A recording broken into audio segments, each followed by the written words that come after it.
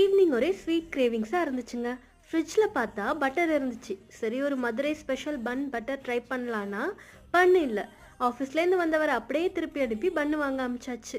வாங்கிட்டு வந்த பண்ணை ஹாஃபாக கட் பண்ணி 2 பக்கமும் சர்க்கரையை கொட்டி நடுவில் கொஞ்சமாக ஒரு பட்டர் ஸ்லைஸை வச்சு சூடான தோசைக்கல்ல ஒரு ஸ்லைஸ் பட்டரை வச்சு உருகினதுக்கு அப்புறம் நம்ம ரெடி பண்ண பண்ணை அப்படியே தூக்கி தோசைக்கல்ல வச்சு மேலே ஒரு ஸ்லைஸ் பட்டரை வச்சுங்க.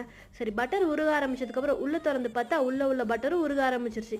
அப்படியே திருப்பி போட்டு பார்த்தா பன்னு தீஞ்சு போச்சு. திட்டிக்கிட்டே வாங்கிட்டு வந்திருப்பாரு போல் தீஞ்சு போச்சு. இதை அப்படியே தூக்கி ஓரமாக வச்சுட்டு அடுத்த பண்ணியும் அதே போல் ரெடி பண்ண ஆரம்பிச்சிட்டேன். இது சூப்பராக வந்துச்சுங்க. மேலே கொஞ்சம் பால் ஊற்றலான்னு பார்த்தா பன்னுக்கு பால் ஊற்றின போல் ஆயிடுச்சு.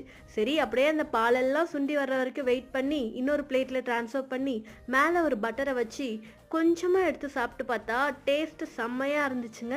நம்ம Madurai special bun butter ready.